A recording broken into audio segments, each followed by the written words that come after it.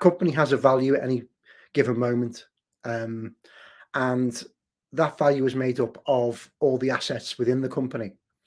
And in the case of a football club, a big part of the asset base is the players.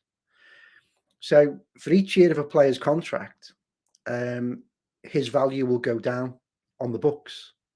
And when that value goes down by X amount, that X amount comes off the bottom line. So it's more what you might call a paper loss than it is an actual cash loss. And again, Mark makes the point in the account that in the January last year, they had a number of offers for players, but they rejected the offers because they wanted to push for a playoff place. Had they have maybe sold a player or two, those figures might look quite different. Generally speaking, then, before we get on to the stadium and that, are Tranmere in a good or a bad financial position? They're in a stable financial position. I mean, as I said earlier, being an EFL club at any level is always tough, because of the pressures and they don't earn anywhere near the money the Premier League clubs earn. At the moment, you're probably aware that there's still a settlement being negotiated with the Premier League on what the EFL clubs will get over the next 6 years, and the Premier League clubs are haggling over that.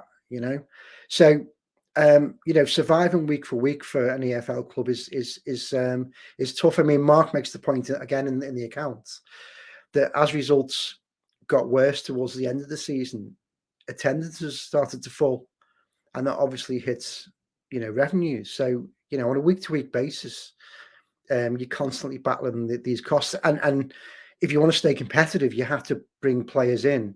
You have to pay the players their worth. And the fans demand that. They demand that the squads are kept up to date.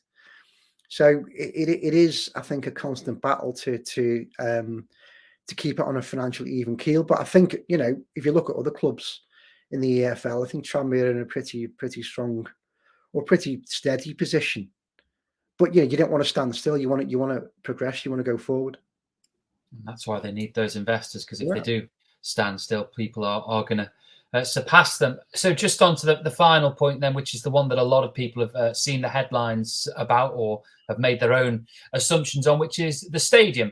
And Mark Palios has talked about a potential stadium move in the past. He has investigated a move to Bidston. He has put that on the back burner. He said that himself because there were just other priorities that needed, I think his actual phrase was his bandwidth at the time, and the stadium had to be put on the back burner for a bit. But he talks, and this is the first time we've heard him talk about it for a while, in the accounts about a potential stadium move and the expansion of the campus down at Solar Campus in Leaso. He says these projects include the expansion of the campus and the potential for a new stadium as an integral part of the regeneration of Wirral.